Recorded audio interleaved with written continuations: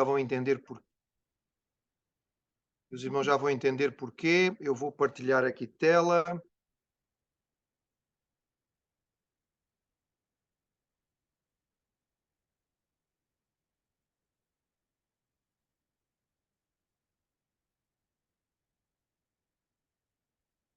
Nós vivemos naquilo que é chamado democracia.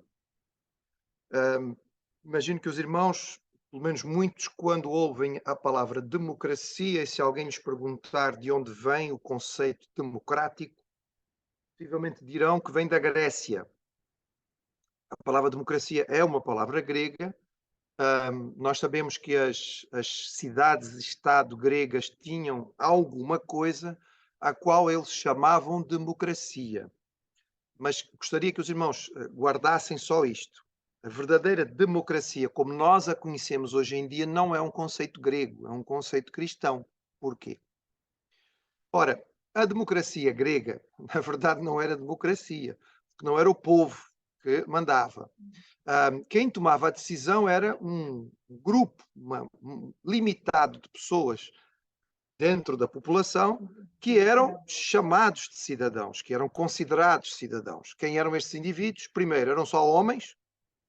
Segundo, eram só homens de um status social que permitia ter propriedades, alguma riqueza, etc. Ou seja, as mulheres estavam riscadas, os escravos estavam riscados, a maioria das profissões manuais, as pessoas que trabalhavam, digamos, propriamente, e que faziam produzir as coisas do dia a dia, estavam riscados e, portanto, ficava uma elite muito pequenina, relativamente pequena, de algumas centenas, sim senhor, formavam a democracia que tomava decisões através de eleições. Sim, havia eleições, os grupos votavam, e votavam muitas coisas, mas este tipo de democracia é muito diferente do que nós temos hoje, em que nós entendemos que cidadão é todo o indivíduo que pertence a uma nação, que tem o direito, não é que é considerado um cidadão nacional, nasceu naquele país ou, no entretanto, assumiu a nacionalidade e tem mais de 18 anos para poder votar.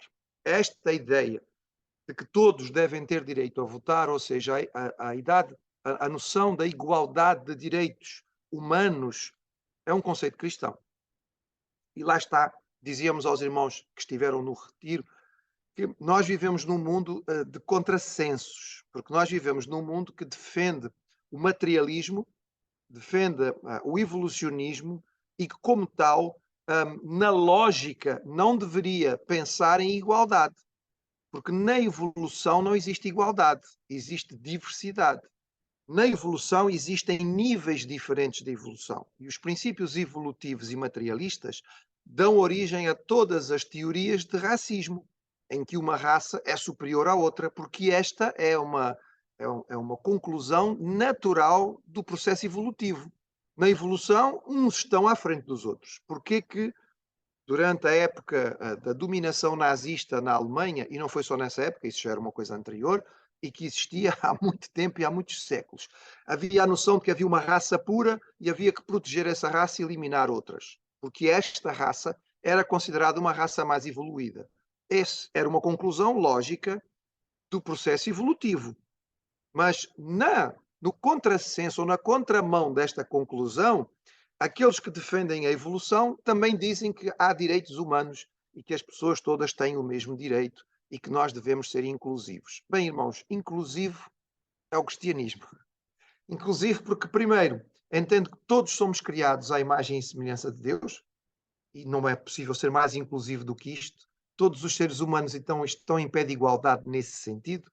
Todos nós fomos feitos à imagem do Criador e, de alguma maneira, temos a possibilidade de o refletir. Inclusivo é o cristianismo quando nos diz que todos estamos, infelizmente, envolvidos num processo de rebeldia, de pecado contra o Criador. E lá está, todos. Não há aqui separação. No conceito bíblico não há pecadão e pecadinho. Nós pecamos porque nos afastamos daquilo que era o propósito de Deus. Ele nos criou com um propósito, nós nos afastamos disso, estamos rebeldes contra aquilo que ele fez. Essa rebeldia pode se manifestar de várias maneiras, mas nos coloca todos juntos. Inclusive o cristianismo, porque oferece a salvação a todo aquele que crê. E a palavra do Senhor é revolucionária no tempo em que foi escrita e muito radical quando nos dizia, por exemplo, Paulo a escrever, que em Cristo não há homem nem mulher. No que diz respeito à salvação, não havia homem nem mulher, não havia bárbaro, cita, grego ou judeu. Irmãos, nós lemos esses textos e eles não nos dizem muito. No tempo em que Paulo os escreveu, era absolutamente contracultural e radical. Era uma coisa ninguém conseguia entender aquilo que Paulo dizia, por exemplo, em relação aos maridos. Amem as vossas esposas, não é? O marido deve o cuidado, a proteção e o prazer à sua esposa, diz o texto bíblico de forma clara. Irmãos, isto naquele tempo, quem lia esse tempo, naquele tempo lia isto, ficava a olhar para Paulo e dizia assim, mas este indivíduo é louco, perdeu o juízo.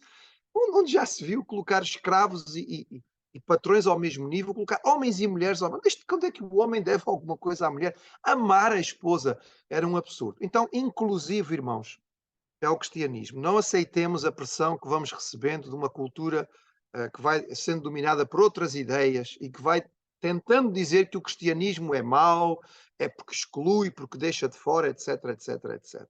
Então, democracia, aonde nós hoje em dia vivemos, faz-nos pensar que de alguma maneira nós temos poder. Bem, acho que os irmãos já têm maturidade suficiente para saber que o nosso poder é muito pequenino. Como se dizia lá nos Açores, é muito pechinchinho. Nós temos o direito de votar e, infelizmente, nem sempre votamos bem, porque nem sempre votamos da forma certa, que é bem informados. Mas os que são eleitos não são necessariamente, e eu diria raramente, os mais capazes de governar. São os mais capazes de ser eleitos, utilizando o domínio dos meios de comunicação, utilizando a manipulação das massas, através de conceitos psicológicos muito conhecidos, marketing, publicidade, utilizando o controle dos meios dos votos, muitas vezes, acabam por conseguir ser eleitos. E o que nós muitas vezes vemos é poderes que dominam os países, governantes que estão na prática, alheios ao que se passa entre a população. Não sei se já aconteceu do irmão, de ouvir algum discurso de algum governante e pensar assim: o país onde este fulano é governante deve ser muito bom. Por aquilo que ele está a falar, eu gostava de viver nesse país. Ah, não, por acaso é o nosso. Porque parece um pouco estranho aquilo que estão a dizer e aquilo que estamos a verificar na prática. Ora, a verdade é que o nosso Deus não é alheio a isto. Ele está muito atento àquilo que se passa. E é nesse contexto que nós vamos ler o texto de Jeremias, capítulo 22. Jeremias 22. E antes de começar a ler, vamos só pôr o contexto histórico. Os irmãos podem ter esquecido desde a última semana. Muito queijinho faz isso, não é? E estamos numa terra que tem bom queijo. Então, Jeremias foi mandado por Deus escrever um rolo com a sua profecia. Ele chamou Baruque, demorou mais de um ano a fazer neste trabalho, mandou Baruque ler publicamente no templo o rolo foi lido no templo, foi lido pelo Conselho de Ministros, foi levado ao rei, o rei ficou furioso, rasgou e queimou o manuscrito. Deus disse a Jeremias, escreve outra vez. Jeremias está escondido, porque, no entretanto, o rei mandou prendê-lo. Ou seja, Jeremias está ele é politicamente incorreto, mais do que isto, ele é procurado pelo poder para ser preso, ele está proibido de profetizar em público, o texto que ele narrou ou leu, declamou e foi escrito por Baruque foi queimado publicamente, e é nesse contexto, nessa situação, em que ele está claramente contra o rei Joaquim, que está no poder, que vai acontecer o capítulo 22. No capítulo 22 nós vamos encontrar, essencialmente, uma série de condenações à governação daquele momento. Uma governação monárquica, descendentes de Davi, portanto, dinastia davídica, mas em clara contramão daquilo que era o desejo que Deus tinha para o seu povo. E começa no versículo 1 com uma afirmação que já em si nos deixa muito que pensar. Porque o verso 1 do capítulo 22 diz: Assim diz o Senhor, desce à casa do rei de Judá e anuncia ali esta palavra. E dá vontade de perguntar a Deus: ó Senhor, o Senhor não gosta de mim, certo? Estou a pensar como o Jeremias. Então o rei quer prender-me. Eu estou aqui escondido e agora o rei manda que eu vá lá no palácio. Eu nem no templo podia ir pregar, agora o rei quer que eu vá ao palácio pregar. Quer que eu vá à casa do rei, o palácio é a casa do rei, vá lá anunciar uma mensagem contrária ao rei. Enfim, é preciso ousadia. E fica aqui já uma primeira nota, irmãos. A Igreja de Jesus não pode calar. É evidente que nós devemos saber falar. Nós não devemos só entrar numa guerra cultural ou numa guerra de filosofia ou de cosmovisão. Não é só isso. É porque a Igreja tem que falar. Nós não vivemos uma realidade hoje em que existe um lado que defende o conhecimento verdadeiro, baseado na ciência, etc. Tal. Não, irmãos, nós vivemos uma luta de ideias. O que está a ser imposto ao mundo ocidental por vários governos e no nosso país também é uma questão de ideia, é uma questão de ideologia, é uma questão de filosofia, é uma questão de religião, é uma cosmovisão diferente, muito diferente da cristã. Nós sabemos, por muitas razões e argumentos, que a visão cosmocristã, a visão que é nos dada pela palavra, que vem da Bíblia, que é judaico-cristã, é correta porque vem de Deus e ela é muito mais abençoadora, é muito mais inclusiva, ela protege muito mais os direitos humanos e o homem, a mulher, a criança, de um modo geral. Então, nós não devemos ficar encavacados nesta pressão que é feita para não abrir a boca, porque aquilo que nós temos para dizer é a nossa opinião pessoal. Nós não estamos dando opinião e nós não estamos partilhando alguma coisa que é só nossa. Estamos partilhando a palavra de Deus e devemos fazê-lo com amor, com respeito, com uma atitude correta, procurando ser o mais claros e racionais possíveis, compreendendo que a nossa luta não é contra a carne e o sangue, mas contra as hostes espirituais da maldade. Mas não podemos nos calar, certo? Aqui cabe bem, dentro do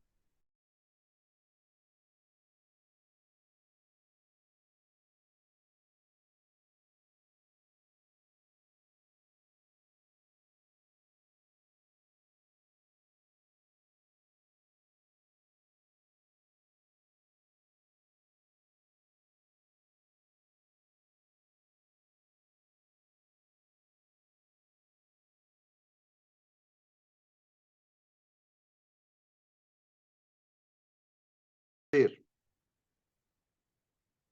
Ouve a palavra do Senhor, ó Rei do Judá, que te assentas no trono de Davi, tu e os teus servos e o teu povo que entrais por estas portas. Assim diz o Senhor: exercei o juízo e a justiça e livrai o expoliado da mão do opressor. Não oprimais ao estrangeiro, nem ao órfão, nem à viúva. Não façais violência, nem derrameis sangue inocente neste lugar. Porque se deveras cumprirdes estas palavras, entrarão pelas portas desta casa os reis que se assentam no lugar de Davi, sobre o seu trono, em carros e montados em cavalos, eles e os seus servos e o seu povo. Mas, se não derdes ouvidos a estas palavras, por mim mesmo tenho jurado, diz o Senhor, que esta casa se tornará em assolação. Porque assim diz o Senhor acerca da casa do rei de Judá: tu és para mim Gileade e a cabeça do Líbano, mas por certo que farei de ti um deserto e cidades desabitadas. Porque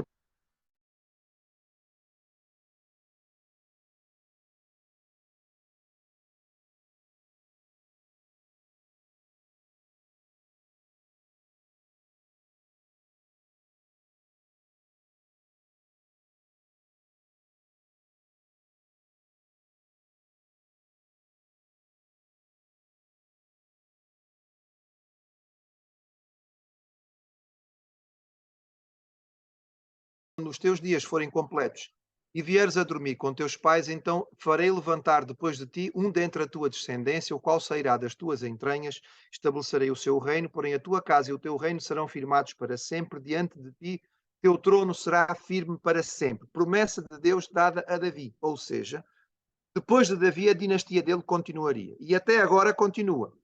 Esta promessa foi feita por volta do ano 1000. Nós estamos no ano 593, 592, portanto, nós já temos cerca de 400 anos de dinastia. Ela continua válida. Mas será que esta promessa era uma carta branca? Era, eles vão ficar independentemente de como se comportarem? Bem, não era bem assim. A palavra do Senhor também dita de forma clara. Para que o Senhor confirme a palavra que falou de mim, dizendo: se teus filhos guardarem o seu caminho para andarem perante a minha face fielmente, com todo o seu coração e com toda a sua alma, Nunca disse, te faltará sucessor ao trono de Israel. Ou seja, aqui é Davi explicando a Salomão, seu filho. Deus prometeu a continuidade da minha dinastia, mas o Senhor fez esta promessa de forma condicional. Ele disse se, o se é condicional, certo? Se os meus descendentes, os meus filhos, os meus netos, os meus bisnetos, os meus trisnetos, isto já Joaquim já é muito mais do que quadrineto, não é? Se eles guardarem o caminho do Senhor, então o Senhor manteria esta dinastia. Ou seja, Deus não tinha dado carta branca. Esta profecia era condicional. Deus não podia premiar o mal, a continuidade do mal, se esta nação não fosse bem governada. E então aqui é dito: exercei juízo, façam um governo correto. E é mencionado grupos aqui, não é? Os oprimidos, os estrangeiros, os órfãos, as viúvas. Eu repito esta tónica para que os irmãos percebam como isto é importante.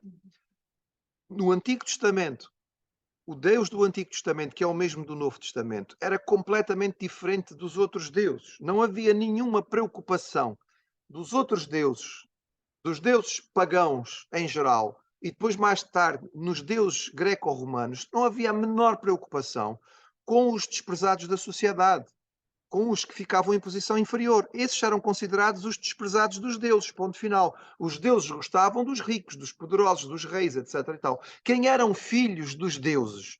Os filhos dos deuses eram os reis, eram os faraós. Estes é que mostravam o semblante divino. Lição bíblica. Eu digo aos irmãos e repito até cansar. Gênesis 1, 2 e 3 explica quase tudo.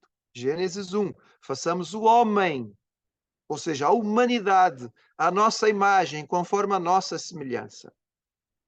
Na visão pagã, que era comum em todos os povos à volta de Israel, filhos de Deus, imagem de Deus, era só os reis. No conceito bíblico, a imagem de Deus está em todos os seres humanos. Nós somos realeza. Nós somos criados, filhos de Deus, no sentido de feitos à imagem do Senhor. Perdemos, infelizmente, a comunhão com Ele, fomos-nos afastados da glória de Deus, Romanos 3, 23, todos pecaram e afastados estão da glória de Deus, mas fomos criados para isto. Portanto, este é um conceito completamente diferente. Daí que Deus se preocupava com os que estavam em posição considerada inferior, os que não tinham proteção, os estrangeiros, os órfãos, as viúvas.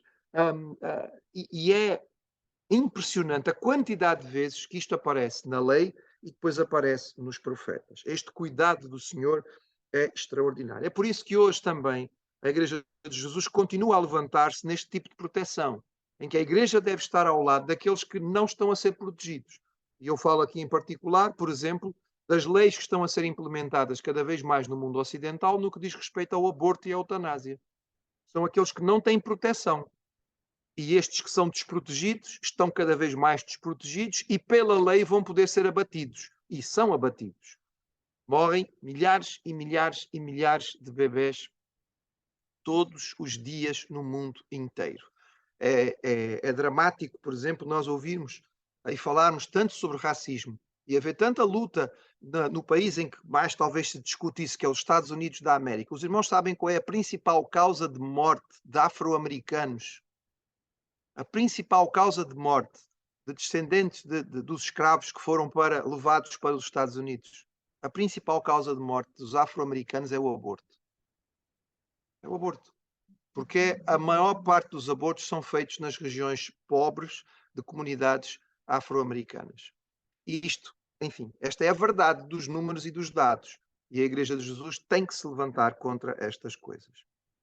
A partir do verso 10 ao 12, nós temos um oráculo pequeno e específico a respeito de Jeoacás.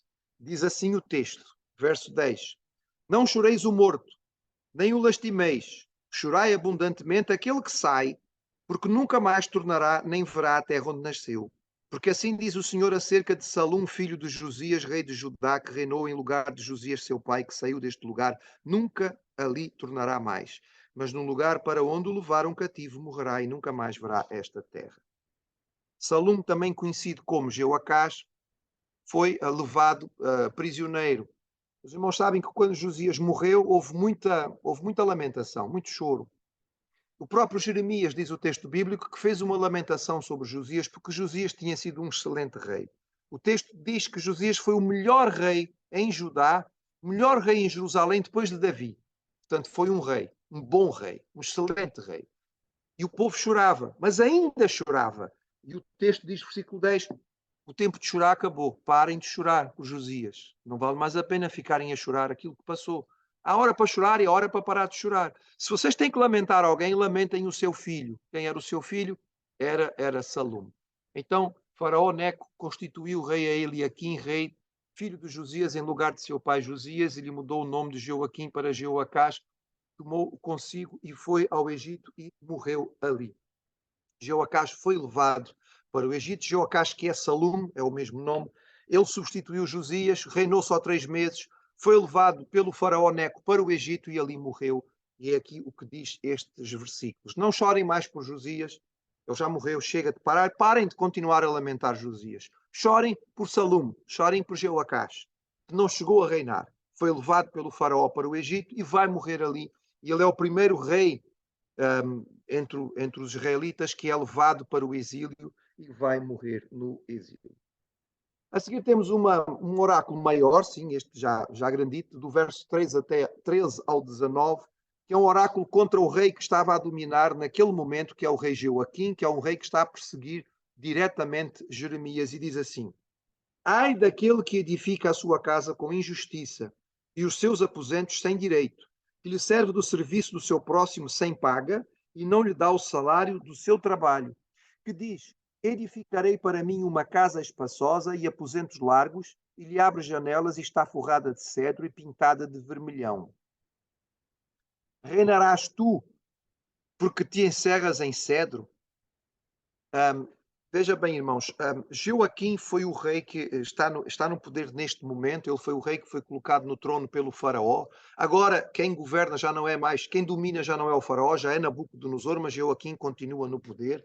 E este rei, este jovem rei, em vez de olhar para a situação dramática que a sua nação está a viver, não contente com o seu palácio em Jerusalém, ele ainda construiu outro. O palácio de Ramat Real, ou Ramat Hael, foi descoberto pela arqueologia a cerca de 5 quilómetros a sul de Jerusalém, já neste século, no século XX. Os irmãos têm aqui uma representação artística mais ou menos do que poderia ser aquilo que foi construído por Joaquim com trabalho escravo. E isto fica evidente no versículo 13, não é? Que este trabalho é trabalho escravo, é trabalho sem pagamento, que não dá pagamento ao trabalhador. Era uma construção muito grande, com salas suntuosas, com jardins internos significativos e também com uma verdadeira fortaleza de proteção. O rei Joaquim construiu tudo isto quando a nação está a viver momentos de grande apuro, quando a maioria da população está a viver em grande dificuldade. Ele não está minimamente preocupado com o povo e ainda está a usar trabalho escravo para construir tudo isto. Ora, Deus chama a atenção de que isto é tudo completamente errado, não é? E o Senhor diz: ai daquele que edifica a sua casa desta maneira. O Senhor faz uma comparação entre Joaquim e o seu pai e diz: reinarás tu, verso 15, porque te encerras em cedro. Acaso teu pai não comeu e bebeu e não exercitou o juízo e a justiça? Porque isso lhe sucedeu bem. Julgou a causa do aflito e do necessitado, então lhe sucedeu bem. Porventura não é isto conhecer-me, diz o Senhor. Deus estava preocupado com a justiça, não é? A correção.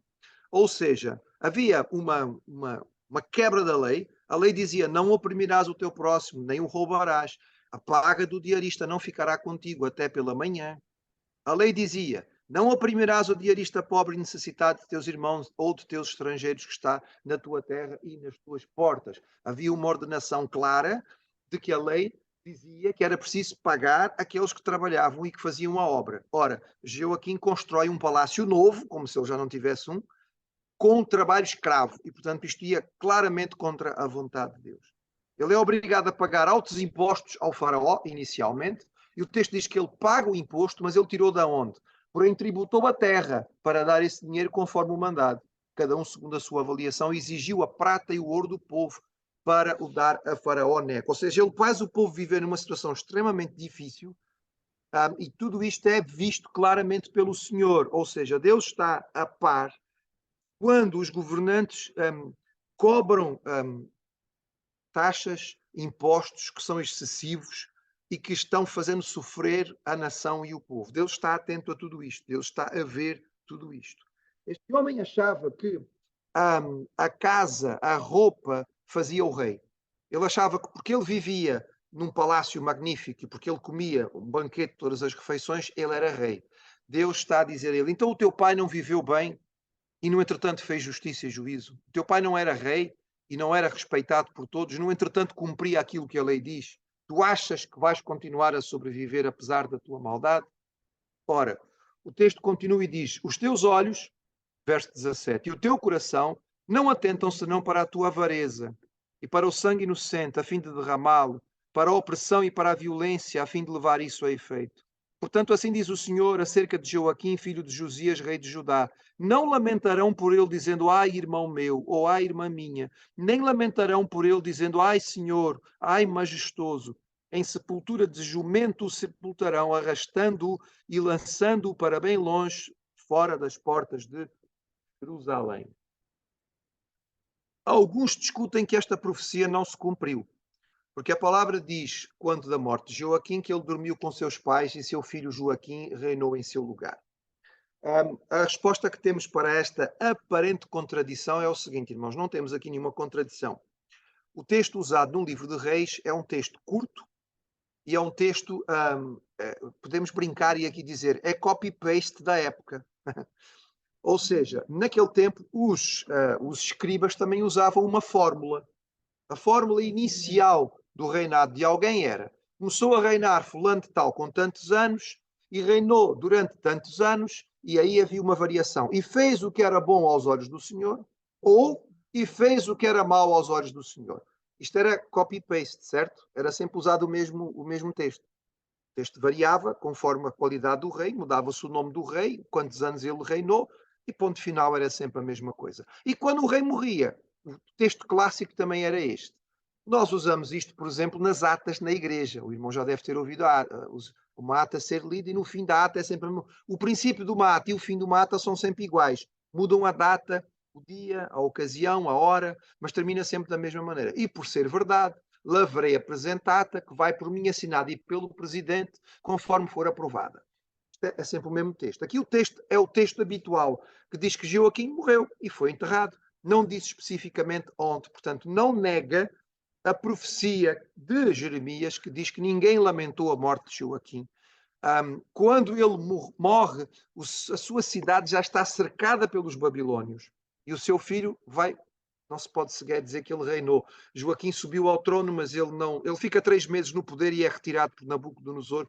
Quando ele subir ao trono, a cidade já está cercada pelos babilônios. Portanto, esta é uma profecia específica contra o rei Joaquim. E o texto continua com profecia contra a cidade de Jerusalém. Diz assim, verso 20. Sobe ao Líbano e clama, e levanta a tua voz em Bazã, e clama desde Abarim, porque estão quebrantados os teus namorados. Falei contigo da tua prosperidade, mas tu disseste, não ouvireis. Este é o teu caminho desde a tua mocidade, pois nunca destes ouvidos à minha voz. O vento apacentará todos os teus pastores, e os teus namorados irão para o cativeiro. Certamente então te confundirás e te envergonharás por causa de toda a tua maldade. Ó tu que habitas no Líbano e fazes o teu ninho nos cedros, quão lastimada serás quando te vierem as dores e os ais como as que se está de parto.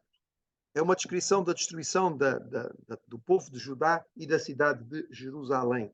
A expressão aliados, aliás, namorados, que está aqui, nós devemos interpretá-la como aliados. Portanto, os povos que eram os aliados de Judá nesta altura, possivelmente estamos a pensar no Egito, em Edom, em Moabe, que podiam ser considerados aliados, acabam por ser derrotados também pelos babilônios e todos eles são levados para o cativeiro. Sempre que é mencionado Gileade e Líbano, estamos a falar de terras que eram consideradas ricas em termos de produção. Gileade ficava do outro lado do Rio Jordão, a norte, e era uma terra conhecida por ser muito produtiva. E o Líbano, por causa dos seus grandes cedros, não era uma terra também rica. E, portanto, sempre que isto é mencionado, é para fazer o contraste entre a riqueza desta terra e a sua pobreza, aquilo que vai verdadeiramente acontecer em termos de pobreza, porque vai ser uma terra que vai ser destruída e vai sofrer. Chamar a atenção e mostrar aos irmãos a tristeza da parte do Senhor, porque diz aqui, falei contigo desde a tua prosperidade, mas tu disseste, não ouvireis, desde a tua mocidade. O Senhor não traz esta mensagem só agora, não é só Jeremias que vem pregá-la, é uma mensagem antiga, o Senhor já constantemente chamava a atenção. E a grande falha do povo é qual? É a idolatria e o abandono da aliança, como nós vimos anteriormente no versículo 9. Quando alguém perguntasse porquê do exílio, a resposta era clara e direta. Porque este povo abandonou a lei do seu Deus, prostrou-se a outros deuses e quebrou a aliança. Nós devemos sempre recordar, irmãos, que o Senhor chama para uma aliança. O Senhor chama para um acordo. Outro conceito que era único do Deus de Israel, os deuses dos povos não tinham esta aliança com o seu povo de forma nenhuma. É só o Deus de Israel que tem isto. Porque os deuses dos outros povos não consideravam que os seres humanos tivessem nível para poder fazer uma aliança com eles. Mas Deus considerava que sim, que o seu povo era um povo ao qual Deus respeitava de tal maneira que podia ter uma aliança com o seu povo. O capítulo 22 termina com um último oráculo contra o rei que ainda não chegou, é, digamos, um dos últimos reis. Diz assim: Vivo eu, verso 24, diz o Senhor, que ainda que Jeconias, filho de Joaquim, rei de Judá, fosse o selo do anel da minha mão direita, eu dali te arrancaria. Eu te entregarei na mão dos que buscam a tua vida e na mão daquele diante de quem tu temes, a saber, na mão de Nabucodonosor, rei da Babilônia, e na mão dos caldeus. Lançar-te-ei a ti e à tua mãe, que te deu à luz, para uma terra estranha em que não nascestes, e ali morrereis. Mas à terra para a qual eles levaram a tua alma para ali, tornarem a ela não tornarão. És, pois, este homem, Jeconias, um vil vaso quebrado, ou um vaso que ninguém se agrada? Por que razão foram arremessados fora ele e a sua geração e arrojados para uma terra que não conhecem? Ó terra, terra, terra, ouve a palavra do Senhor. Assim diz o Senhor, escrevei que este homem está privado dos seus filhos, e é homem que não prosperará nos seus dias, nem prosperará algum da sua geração, para se assentar no trono de Davi e reinar mais em Judá. Podemos dizer que este era o fim da picada, não é? Se já era mau para Joaquim a profecia de Jeremias contra ele, pessoalmente, agora vem uma profecia contra o fim de Joaquim, o rei que está no poder. Há uma profecia de que este rei, o filho dele, não vai verdadeiramente governar em Judá. Jeconias, conhecido também por Joaquim, é filho de Neustã de Jerusalém, e ele foi o sucessor de Joaquim por apenas 3 meses. Isto é digamos, é um spoiler alert, mas pronto. O texto diz, em 2 Crónicas 24, tinha Joaquim 18 anos de idade quando começou a reinar e reinou 3 meses em Jerusalém. Não é? Como eu disse, quando o seu pai morreu, a cidade já estava cercada por Nabucodonosor e pelos babilônios. Joaquim morre, é enterrado de qualquer maneira, Joaquim é o seu sucessor, mas ele não chega a governar nada, porque a cidade está cercada. E o texto diz, era a sua mãe, Neustã, filha de Neonatã, de Jerusalém, e assim transportou Joaquim à Babilônia, como também a mãe do rei, as mulheres do rei, os seus oficiais e os poderosos da terra levou presos de Jerusalém à Babilônia. Esta vai ser uma segunda leva de grande quantidade de gente que nós ainda não vimos cronologicamente, ainda vamos chegar lá. Estou só, porque é uma profecia do que vai acontecer, está sendo anunciado aquilo que vai acontecer e que ainda vai demorar alguns anitos para acontecer, mas vai finalmente vir sobre a descendência de Joaquim em relação ao seu filho. Alguém pergunta assim, mas este Joaquim vai ter filhos ou não? O texto dá a entender que ele não tem filhos, mas há um outro texto que diz que ele tem filhos. Os filhos de Jeconias são Assir e seu filho Sealtiel, Malquirão, Pedaías, Senazar, Jecamias, Osam e Nebadias. Para quem não tem filhos, ele tem muitos, não. O que o texto está a dizer, irmãos, de forma clara, é que os filhos de Joaquim nunca vão sucedê-lo no trono. Ele é levado para a Babilônia, os filhos que ele tem nascem na Babilônia, nunca vão chegar a voltar a Judá, nenhum deles vai sentar no trono de Jerusalém, e é nesse sentido que a sua geração não acontece. Ele é privado de filhos no sentido de que os seus filhos não chegam a governar no seu lugar. Porque para um rei o que era importante era ter filhos que reinassem no seu lugar. É para isso que os reis queriam de filhos, homens, para ter garantia de sucessão. Mas não é isso que acontece com Joaquim, não é isso que acontece com a sua descendência, porque, como veremos mais tarde, o seguimento, que ainda vai durar mais um bocadinho, vai para outra parte da família. Será um irmão de Jeoaquim, pai de Jeconias, é que vai sentar no trono, que será o último rei de Judá, chamado Zedequias. E, portanto, é tio deste que nós estamos aqui a falar. Ele foi levado para a Babilónia, sim. Ele vai morrer na Babilónia, sim. Ele não vai voltar a Judá, não. Ele vai estar grande parte da sua vida em prisão, digamos assim, até que na morte de Nabucodonosor ele é retirado da prisão e colocado numa posição um bocadinho melhor, quando Esaradom, filho de Nabucodonosor, reinar. Mas isso está lá na frente, muitas décadas à frente.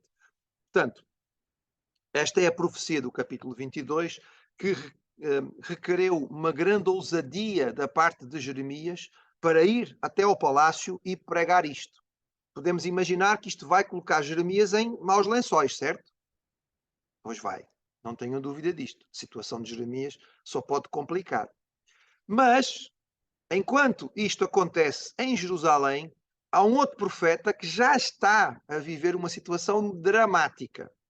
Porque, no entretanto, vieram à casa dele, bateram à porta e entregaram-lhe um papelinho muito simples, dizer assim: olha, o rei mandou matar todos os sábios, portanto, qualquer hora a gente vem aqui buscar-vos para vocês serem executados. O que certamente é uma mensagem muito agradável de receber, não é? Seja ela a qualquer hora do dia ou da noite. E os irmãos estão assim: mas qual profeta que recebeu esta mensagem? E eu creio que os irmãos sabem, não é? Estamos a falar de Daniel, capítulo 2. Então, se os irmãos quiserem preparar-se para a próxima quarta-feira, Daniel, capítulo 2, porque nós estamos a ver coisas que acontecem simultaneamente. Estamos a seguir a cronologia, ou seja, não um livro só por si, mas as coisas conforme elas estão a acontecer no tempo. Jeremias está a pregar em Jerusalém, ele está a enfrentar o rei Joaquim, e, no entretanto, lá na Babilónia aconteceu alguma coisa, porque não é culpa de Daniel, mas ele recebe simplesmente uma informação: olha, o rei mandou matar todos os sábios, e ele faz parte daqueles que foram apanhados nesta teia de pessoas que devem ser mortas. O que foi que fez com que o rei mandasse matar todos os sábios? Como foi que Daniel escapou desta situação? Porque a gente sabe que ele escapou. Se o irmão quiser saber, bem, se quiser saber, pode ler a Bíblia. Mas se quiser ter um bocadinho mais de pormenor, próxima semana, à mesma hora, cá estaremos para meditar sobre isto.